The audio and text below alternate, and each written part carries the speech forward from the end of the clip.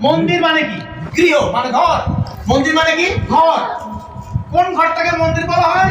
যে ঘরটার ভিতরে ঈশ্বর বসবাস করেন।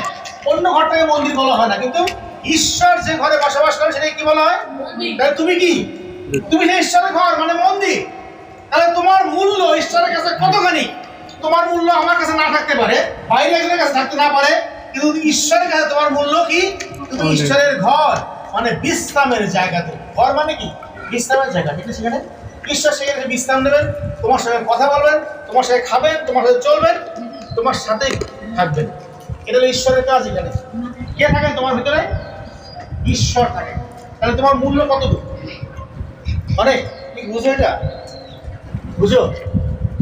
তাহলে লেখা আছে, যদি ঈশ্বরের মন্দির কেউ নষ্ট করে, ঈশ্বরের মন্দির কেউ নষ্ট করে, তাহলে ঈশ্বর তাকে নষ্ট করিবে।